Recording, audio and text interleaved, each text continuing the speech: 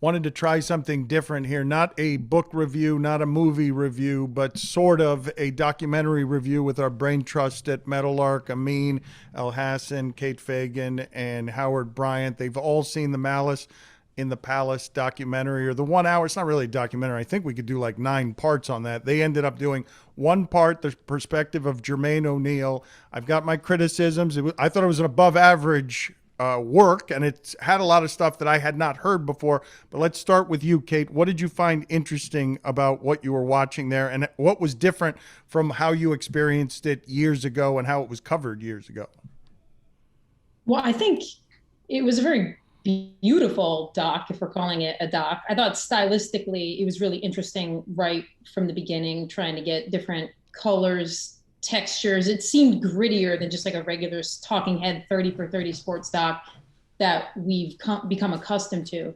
I think once we got into the meat of it, there's a lot of good things to say. Like I really enjoyed the candor of Ron Artest and Jermaine O'Neal and a lot of those Pacers players. I thought that they were really candid about what had happened. What was fascinating to me was that I remember at the time in '04, I'm probably pretty glad we didn't have Twitter back then, because I imagine that if I was chiming in on certain things, it's possible that I could have said and mimicked a lot of what you heard the media saying at that time. It reminded me recently when I watched the Britney Spears doc, and I was reminded of how I remember in my mind thinking about her during everything that was going on with her mental health and Justin Timberlake, and not having that distance perspective where all of a sudden now I'm seeing, as it comes to Malice in the Palace, I'm seeing different footage from different angles. I have more perspective of age. And it reminded me of the way I was thinking about the Malice at the Palace in '04 is the same way I was thinking about Britney Spears in a lot of ways. And the differences in how we're talking about these things now, I was really surprised that while I was watching it, I wanted them, and they hinted at that they were going to get into the coded language. I wanted them to talk more about cancel culture, and I wanted them to bring it back around to a lot of the things we're seeing societally now, and they never quite got there. So I liked a lot about it, but I thought that they put a pin in a couple things that I thought they were going to loop back around to, but they never quite did. Howard, I'm guessing that that story, as you viewed it, that you thought some of the things that those guys were thinking as it was happening. My guess is that because of your life experience, I don't know how much you necessarily learned from the watching of that documentary. Well, I think that what I what struck me most about the documentary was how much how much time has changed over 17 years. The way that you would discuss that what happened, the way the league would react to what happened, all of this is so informed by what would happen after. And in terms of you're looking at it from the standpoint of 2021, where the players have asserted themselves now as close, especially in the NBA, they are as close to partners as any other sports league in terms of the amount of power that they have against the league. Whereas you go back and look at what happened in 2004, they are employees, and David Stern was the power. And I'm thinking about that, and the combination of how much the players were completely overrun by one man who ran the league, Stern, and the fact that someone like Jermaine O'Neal says, I wasn't allowed to talk for 10 years was stunning to me. That there was a gag order on these guys. They couldn't even do interviews. I mean, this is stuff that hasn't been reported before in a lot of ways, like in that type of in-depth way. I thought Jermaine O'Neal was fantastic. I thought that one of the most important pieces of the doc to me was, to Kate's point, how clearly how much animosity really did exist between those guys. They weren't friends. I mean, if they were friends, they had real tension in terms of, you're costing me a chance at what I'm here to do, which is to, win a championship. It was very clear that those guys didn't all ride together on that. I thought that it was also interesting not to see, it's obviously interesting to see who talks, but also who doesn't, to not see Larry Bird, to not see Rick Carlisle to not see some of those guys, I thought was interesting. Maybe they tried to get him. I'd read somewhere that Larry Brown was on the doc but didn't make the cut. And I think also it says a lot when we're watching these docs and when you think about the landscape that we're in right now, where everybody has their own production company and the players have far more editorial power than they've had before, that if these athletes are going to be in the film business, which means they're going to control their stories and they're going to control their own narratives, if they're going to do this, they need better advisors. They need to tell better stories. Because this was it was great in a lot of ways, and there was a lot of good stuff there. But overall, to make a statement for that, like this moment is one of the top 3 or 4 demarcating lines in the history of all sports in terms of on-field incidences, in my opinion. And they missed on that. They missed on the total significance on what this moment meant. I mean, you agree with that, right? That they couldn't tell the macro story. The thing that makes the documentaries best is when they can tell the story that links into the fabric of society. And you can't do that on that story in an hour, especially if you're that interested in telling Reggie Miller's story or the story of how good that team was, which is not, which I thought was irrelevant to what I wanted to see from that documentary. It wasn't irrelevant, Dan, if we're going to get a full 2 hours on this. I like when, think about the OJ doc, which obviously is an outlier because it's 5 hours long. But think about how much we learned, not about OJ, some about OJ, but about the time and the atmosphere and the condition that leads to the creation of an OJ, that leads to this point, and then the murders happen, and then we talk about aftermath after that. Again, 5 hours is an outlier. And OJ obviously is one of the biggest moments in American history, let alone sports history. But if you tell me this thing can only be an hour long, I'm sorry. I don't need to know about how Reggie got booed when he got drafted or Jermaine O'Neal got booed when that stuff is irrelevant. Irrelevant given the time constraints. And I thought there was more important background stuff that wasn't mentioned or mentioned very lightly. For instance, the death of Ben Wallace's brother. Everyone I've ever talked to who was there that day, they all mentioned they knew Ben's brother had passed away and said, hey, leave him alone. Don't mess with him. He's grieving. And for that moment where Jamal Tinsley tells Ron, go get you one, that is actually a much more important point than they kind of went into. The other thing, and I was staggered that this didn't make the documentary, the reason Steven Jackson went into the crowd is because when he was 16 years old, his brother was murdered. And he lives to this day with the regret that I should have done something about it. I should have jumped in. I should have been there for him. He lives with that regret daily. So when Ron went in there, Steven Jackson's only thought was, oh man, I'm not going to let this happen again, where I stand by and someone I love and I care about is going to get annihilated.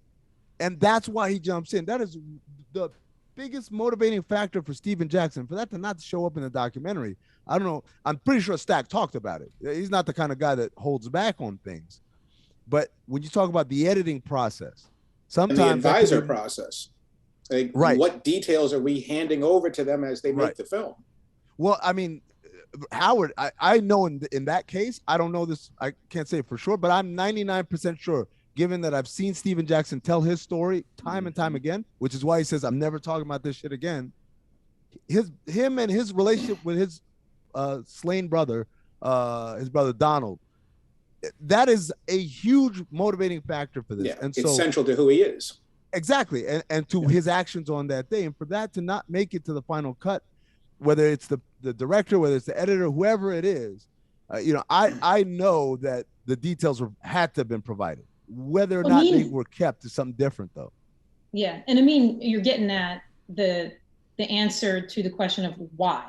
Like, why did this happen? And you're getting at like the micro whys of like the interactions between each players, the dynamics between players, the histories of players, both personal and interpersonal, and that's all feeding the bigger question of it. Why did this happen on this day? Which I think the doc almost completely missed.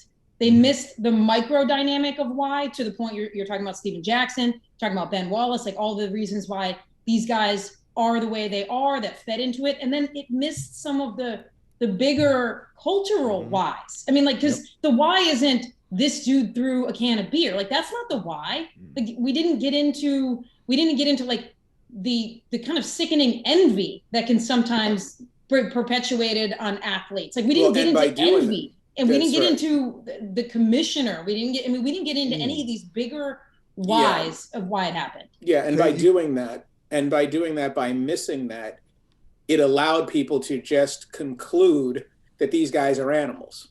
There is no why. This is how they are when provoked.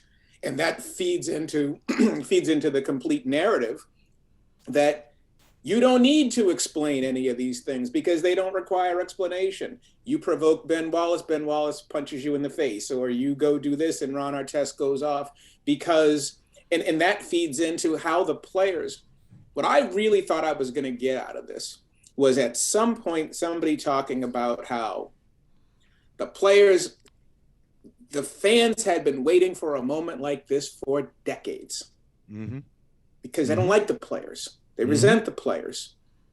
And you light that match in the right situation and everybody's waiting to let loose, right? It's not that different to Amin's point about OJ. Same thing.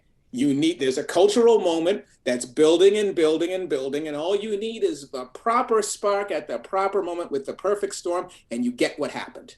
And this is what happens. And what really got me, I'll be quick on this one, the last thing that would hit me when we were talking about advisors, and this is what we do now in this company, we're, as much as we're criticizing people, we're going to be getting hits on this as well because we're making films, right? We're starting to do this.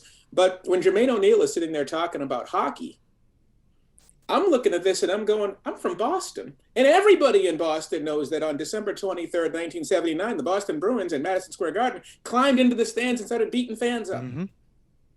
How is that clip not there? Because this is this is exactly the type of double standard that he's talking about.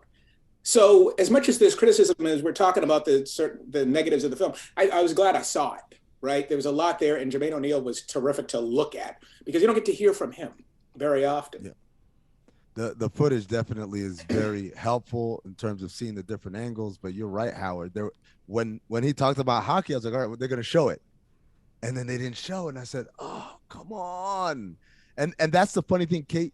You gave me goosebumps. Mike Milbury beat up a fan with his own shoe.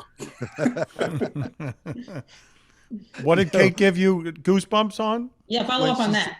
What she said about the envy of fans towards athletes. And I was like, the present day people talking still have the envy in their voice. They're still, I mean, forget about the news clips from 15, 16 years ago. People were sitting down for this thing. Haddad, Charlie Haddad, he says, it was, he was upset that he got charged because I was a very, very loyal fan. Like, what are you talking about?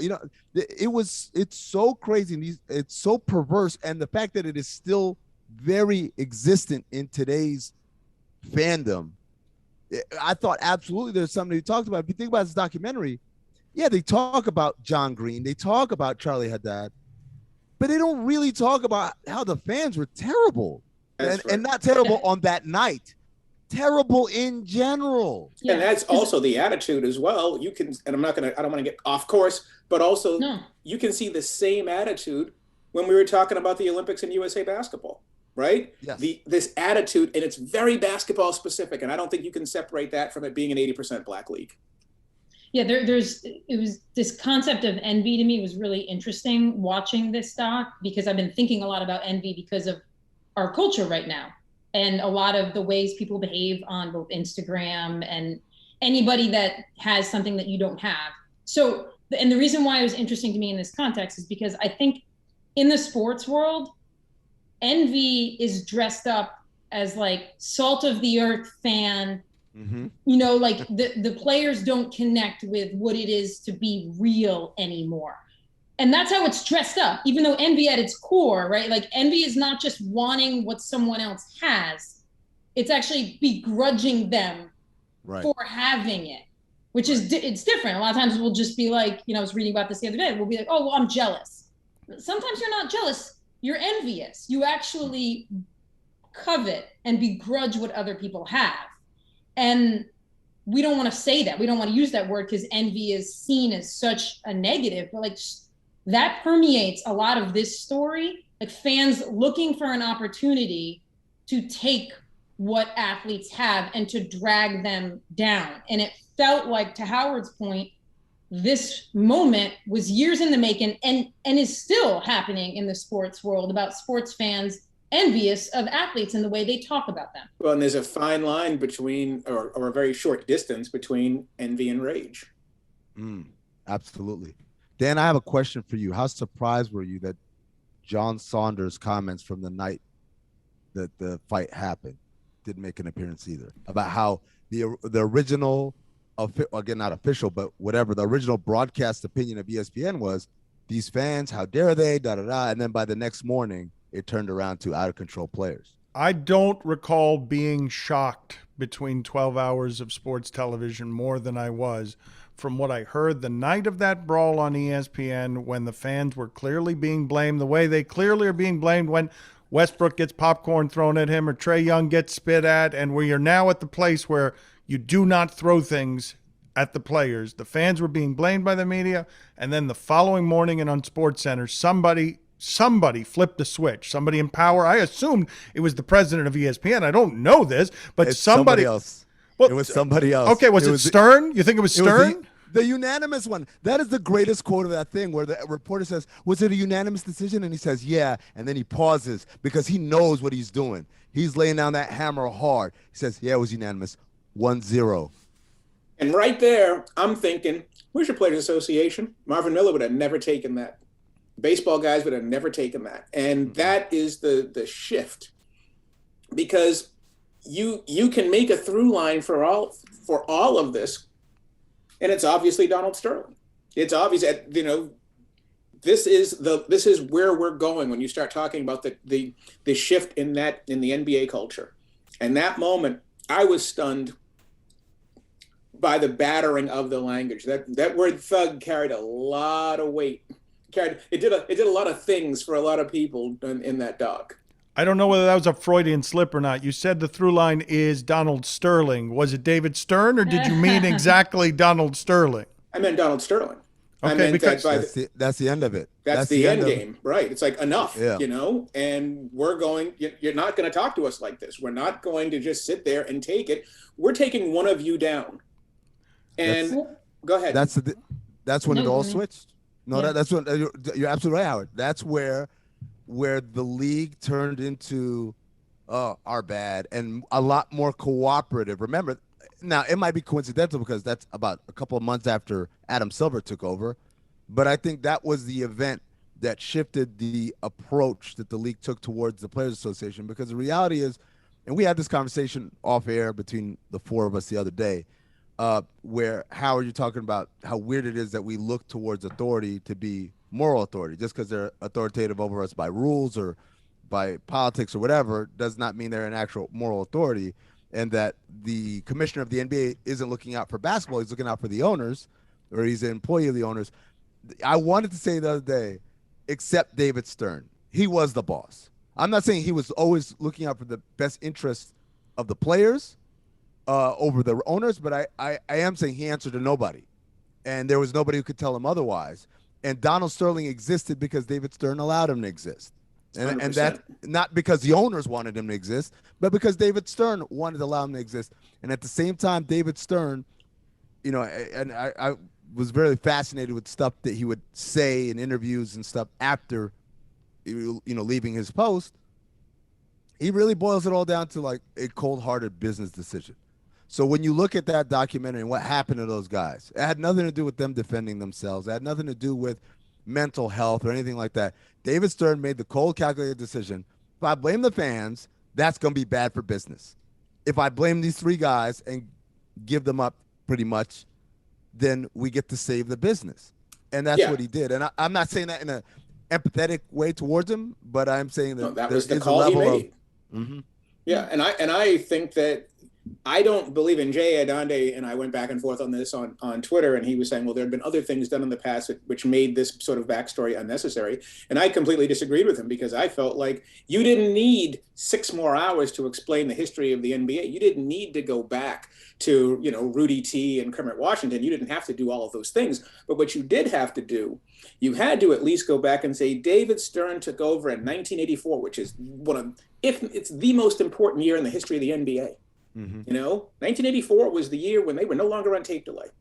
The 1984 was the year that you had Bird and Magic and the Lakers, Celtics were back. This is the modern NBA. It was not Jordan. It was 84. And then Jordan picked it up and then they just ran with it. But David Stern knows what it was to be back in those days. And what he saw that night in 2004 was, this is going to take us back into the Stone Age if I don't fix this, and I got to come down as hard as I possibly can.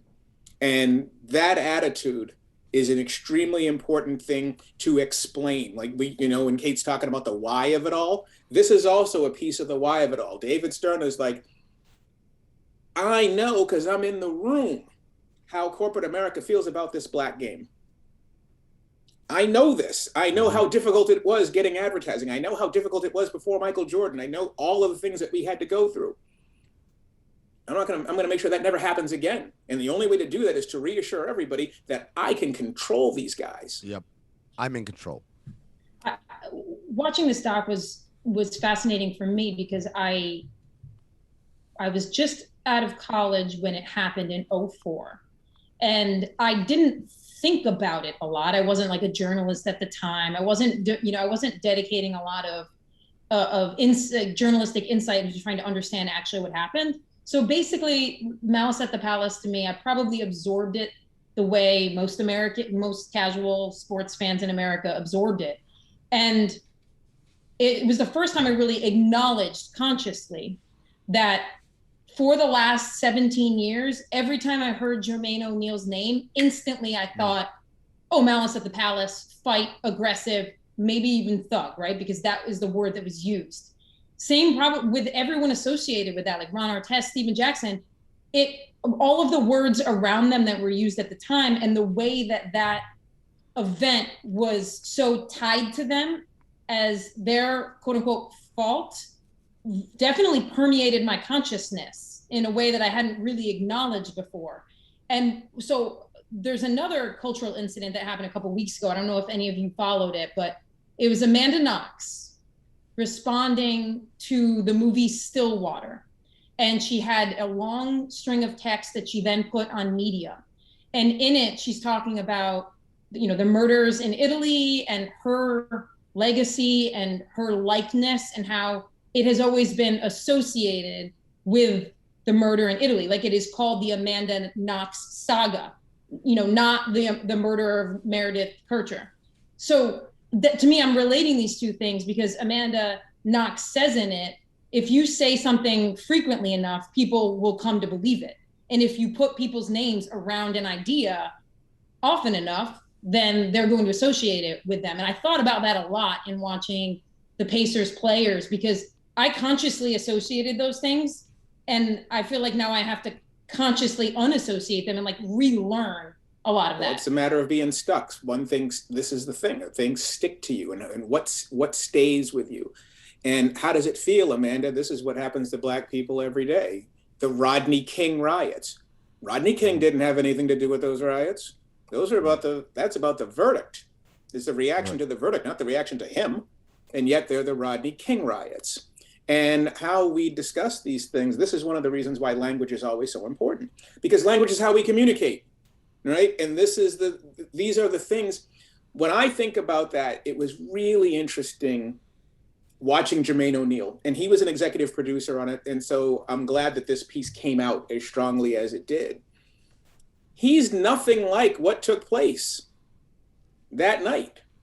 He's just braids. He's just cornrows and tattoos. But he's the guy that before that was taking the high school girl to the prom as a high school success story. That dude is not what the word association on Jermaine O'Neal is. That one defining act is not who he is. He is, in fact, when you see him doing these interviews, you're like, whatever it is that you had as an appraisal of a thug, look at this person. This is an artist who wanted to make a movie, who was scared and surrounded by his teammates who were in a hostile environment and fighting, and he's now got to fight too. 100%. The person that I walked away kind of thinking differently about was Ron Artest. It was just weird because I know Ron, and we've known that he had behavioral issues, but I remember when he changed his name, when they went into the name change, and I was just like, "The hell with that! You're Ron." I'm like, "Come on!" I just thought it was a flight of fancy, and to hear him describe the desire to what you guys were just talking about, detaching yourself from an inherently negative event that brings up over and over again, and in essence, to become someone else, someone who is not of that event. And that's why he picked that name. And he said he wanted the name to remind him of positivity and uplifting and all that. And at that moment, I kind of felt bad. I was like, because I was one of those people like, come on, man, what a ridiculous name, But in hearing him say that and thinking about, how he felt about himself, how he acted on that day, but also his actions afterward, demanding a trade, calling himself a coward, basically, because he didn't want to face those people every day, knowing he had cost them what he cost them. It was a remarkable level, obviously, self-awareness on his part and courage to say that out loud, but also it made me feel bad. I was like, shit, I've been giving this guy a hard time. There were a lot of things. I remember the story that we've been laughing about for years, which is Ron Artest, a playoff game, getting on a sponsor bus in his underwear, and then you look at it from the perspective of, oh, wait a minute, he had a therapist with him at all times. He was on that scores table trying to apply the tools of a therapist, of counting himself, because he doesn't trust himself around his emotions. He was trying to count himself calm. There were a handful of facts, Howard, in here that I missed. Jermaine O'Neal not being able to defend himself for a decade, where the damage gets done to his reputation. Can't say anything because of the legal process and the cost. The mental illness of Ron Artest. Steven Jackson, what he did under other circumstances would be considered an act of nobility. Standing up for your teammate, protecting your brother, going into the fray that is dangerous, and he was turned into, by the commissioner of the league, all those guys were, they were turned into the people who instigated all of that, at least in part because he had to protect the business, but also because he didn't have to listen to their stories at all. I do not believe a compassionate human being who's protecting the business heard those instances and should factor all that stuff into. Those guys were scared. 10 minutes without police, and it's just 15 of you? In that environment without protection, how could you not be scared? Yeah, and they didn't care. And I think that it does go back to this point of how do you become unstuck, right? How do you become free? And when you're Black in this country, everything somebody else does sticks to you. You never get to be free. You never get to be an individual, right? That's how they are, right? You're always lumped into that group. And to Amin's point about reinvention, this is the reason why people move to California. Right? This is the history of California, was to get away from the East Coast and to get away from the church and to get away from, and to become something else, to become somebody else, to begin a new course. And I did think it was fascinating, not just the lack of compassion, but the lack of power. It always comes back when, and especially in today when we talk about the language of athlete activism, and I'm using my platform and you don't have any power. You got a lot of money. There's a huge difference between having a lot of money and actually having power. And so these guys at that time, David Stern made it very, very clear who was in charge, who was the boss, what was, and let's not forget that the very next year, if I'm not mistaken, correct me on this, I think it's the very next year, there's a lockout, right? So a brief one, but yes. A brief one, but but you're getting to the point also where this league is telling you that you are employees, you're not partners, and that we're willing to shut the game down, and that this is not a 50-50 deal. And where were their advocates? And we never think about that stuff because of Kate's point of envy. We don't think they need it because they're rich. That none of these other components matter because they're rich, and we wish we had their money or whatever. Incredible indictment of media. watching it as well. Very effective. Seeing people that we are colleagues with in the business having virtually no nuance and no sort of introspection or perspective that was beyond the mob mentality.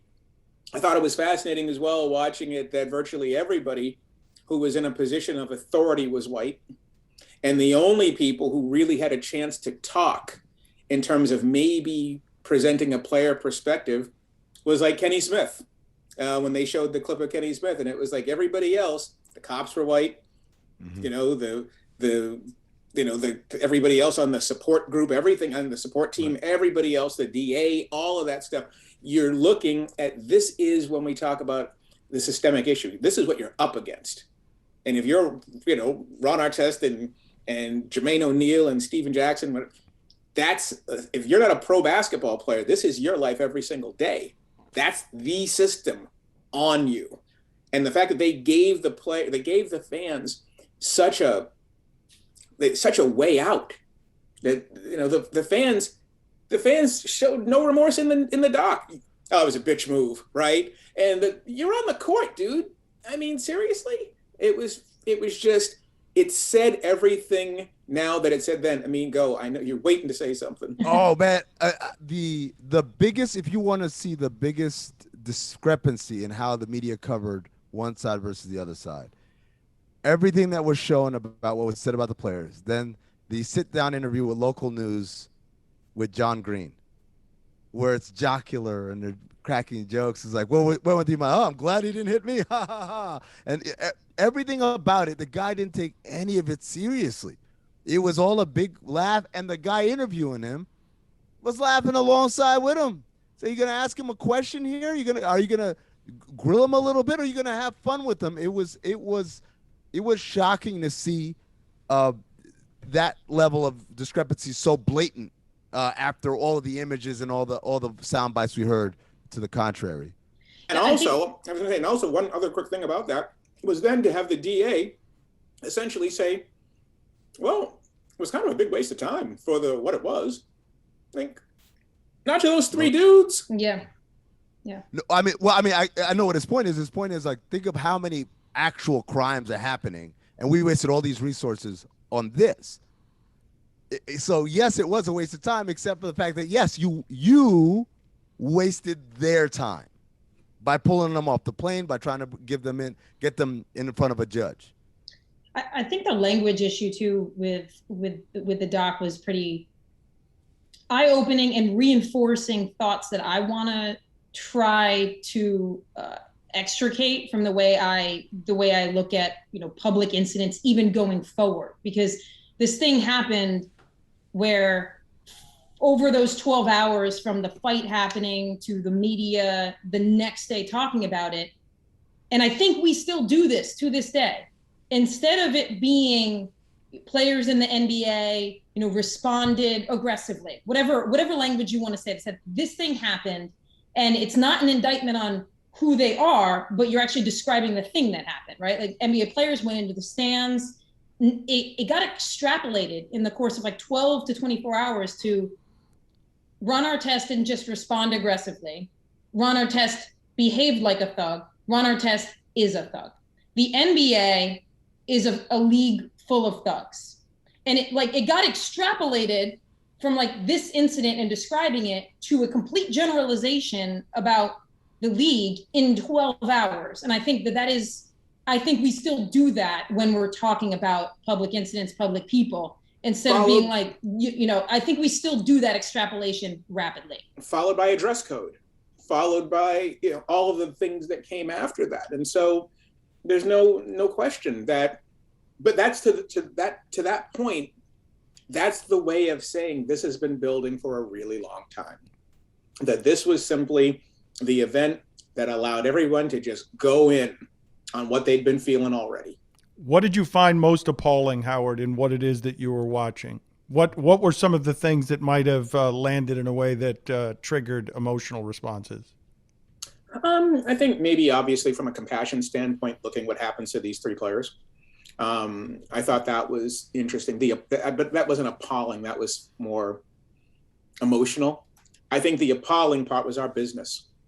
The appalling part was once again, this was a reinforcement of who gets to do the talking, who gets to do the shaping, who gets to do the narrating, all of it. And this is the reason why it's important to have other narrators. And that just, it was so reinforced. And also to see people in our business that you look at and you've always looked up to as well. But it was another reminder why it's important to say the things that you feel need to be said. I mean, to me, the part I was most appalled by was just the idea that, you know, are we talking about the documentary or the incident? I guess is my question. I asked you the question. I don't know where you were appalled. I don't know whether that's the incident or the documentary. And where were you appalled? I mean, reliving some of that stuff opened up some stuff. You know, when you talk about the people shaking the chairs loose to throw chairs, where does your rage go? Where someone was not said anything to you specifically or done anything to you specifically has evoked a level of rage where I am literally destroying property in order to wield a more devastating weapon than a cup of beer or a tub of popcorn. That part, I knew it happened back then. I remember it, but just seeing it again really kind of shook me because this is a level of mania. It goes beyond regular fandom. I want my team to win. I want my team to lose. To I'm ready to kill or be killed in order to defend what? Bill Davidson's team? Right? Like Mr. D is going to come down and say, hey, young man, I really thank you for showing them Indiana Pacers what this is really about here. No, no one's going to thank. Ben Wallace ain't going to come shake your hand for this. So why are you doing it? That part really, I think, shook me. The other thing was a reminder that I was with the Knicks right at the beginning of my tenure with the Knicks when that happened. They consulted us or Isaiah about the dress code because we had a dress code. You know, even before this incident. But, you know, from my time there, then my time in Phoenix, I remember you always hear about Steven Jackson, and you see what you see on TV, but everyone I ever came in contact with said, this guy is the best teammate ever. He is the best teammate ever. And I kind of like, it's one of those things where I hear it from people, I accept it to be true, but I don't know the guy. And then years later, obviously, I get to work with him at ESPN, and I see him every day. And I got it. I was like, oh, it all made sense. All of it came together because here's a guy, and he said in the documentary, he genuinely cares about the people he's with. If I'm with you, I'm with you. He says to the camera guy, look, if we go out after this and get a drink and someone starts something with you, I'm gonna stand up for you because you're with me. And I've seen it happen in front of my eyes, like him doing this, standing up for people, not because they're rich and famous or teammates, but just because, hey, you are in my circle, you're under my protection. I cannot stand aside while something bad happens to you, saying, I don't know that guy that well. And it just, like, he's a guy that obviously throughout the years has had his reputation go on this roller coaster, but he is one of my best friends. And when I see him talking that way and what he was going through that time, it touched me. It's so interesting, Kate, because you're talking about one way to look at Steven Jackson is ride or die. Another way to look at deserves that punishment, out of control. Why is he punching people like that? One way to look at Jermaine O'Neal is cornrows and tattoos and punching fan on the court. Another way to look at Jermaine O'Neal is not allowed to talk for 10 years and not defined by that single act. And then Ron Artest, you can just say that he's nuts. Or you can say, man, we've learned a lot about mental illness in the last 15 years. And that's a remarkable amount of therapy a man has had when he's on camera telling you, I was a coward. I was not able to go to Jermaine O'Neal and explain to him, I just had to leave. I had to leave because I couldn't look him in the face. Like to me, that juxtaposition was fascinating. The way these guys are viewed versus the way that they told their story so that you could see another side shone a light on it for me. Yeah, well, and that's what was most appalling to me was mapping this story onto the hundreds of stories that have been coming down the pipeline every day, in which we rubber stamp it as one thing or another, and then it passes us by on the conveyor belt of news storytelling. And we almost never get the full story, the gray areas, the nuance, because we are so motivated both by the models that exist in media, by human nature, to just say like, oh, well, this was that. Malice in the Palace was a bunch of thugs going into the stands and punching people. And you almost never get the curtain pulled back where you get to sit down and say, well, actually, here are the millions of interpersonal reasons why this happened and the millions of socio-cultural reasons why this happened. And there will be a dozen more stories in the next couple of months where we rubber stamp as one thing or another, completely missing the mark about all of those nuances. So it was that idea of being a reminder to me to like not do that thing that we saw everyone in the doc do, which was be forced to rubber stamp it and be forced to rubber stamp it as one thing or another. And also, just as a last thought, like it was also appalling that I still have this belief that like whoever, not always, but that justice is a thing that can exist, that whoever is in charge of dispensing the justice, like I have still some like kernel of trust that like their motivations are good in some way. And this doc and a lot of other things, just like almost anyone who's in that position, both David Stern's position or any position, is motivated by a lot of things, and it's almost never justice. And that's an appalling thing to have to absorb, right? It's money, power, whatever it is. Like in David Stern's case, is he motivated by what true justice looks like for the Pacers players? Not really in any significant way. David Stern was extremely appalling in this film. It needed to be twice as long. You guys would agree. It needed to be 2 times as long to tackle all the things we wanted tackled in it. Yep. Yeah, it needed to be a 2-hour doc, and there needed to be a lot more deeper dives on, like we said, the pillars of how we got here, and then some of the individual stories. Because, like Howard said, David Stern, 30-second soundbite. There's a lot more David Stern and the way he ran the league, and maybe that's a separate documentary in of itself, Stern, right? Because I went to his memorial service, and obviously someone passed away, so everyone tried to say nice things, but some of the things that were said were like, yeah, the dude was an asshole. That was who my he was. favorite type of funeral. A dictator, a bully, but also a great leader for their business and a great leader for their image. He didn't do very much for race relations, but getting control of the out-of-control black people who were punching his customers as a stamp and a signature without it sticking to him as racist or being abusive, but it being leadership like that, he did the right thing on behalf of the business. That can't be disputed. Well, and the fact that it was considered leadership.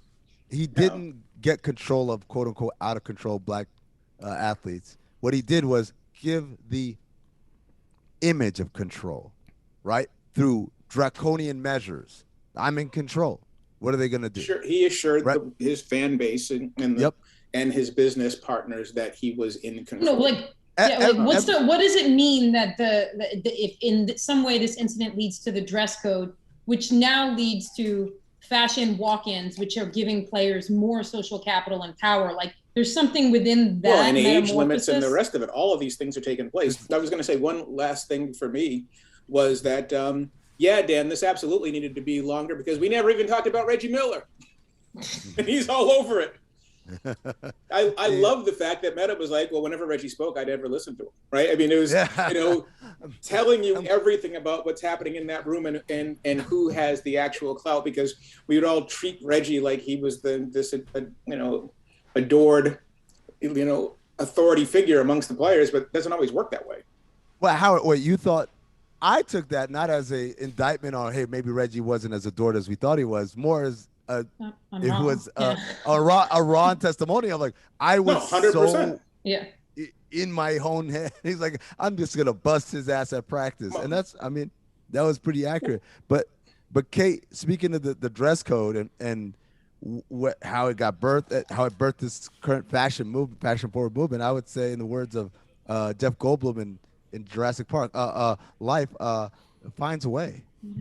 You did that perfectly. And do you need a podcast you have to promote or anything? Movie podcast, perhaps, one called Cinephobe. It's one where we watch movies that are poorly rated on Rotten Tomatoes, try to ascertain whether they're accurately poorly rated, or maybe they didn't get a fair shake. Really quick, Dan, I just want to tie a bow on this. When you look at Stern and what he did, the biggest testimony of who Stern was as a person versus who he was at work was look at how he treated marijuana use in the league, how hard he came down on players, how strict the marijuana rules are. And then as soon as he was done being commissioner, he goes in and he invests with Al Harrington and Viola. Al Harrington's weed company. He never, many of the things that Stern did were not his personal beliefs, but they were the things that he thought will be best for business, and empathy be damned. Even if I agree with it personally, to hell with that. The almighty dollar is the one that makes the rules. Guys, I appreciate it. And Kate, I guess can I call her guys? I can do. I don't know how that. Okay. Cultural thing. Folks, yeah, right. Say folks. Y'all. Folks, y'all. Thank you for being on with us, guys. Folks, y'all. Appreciate the time. Thank you.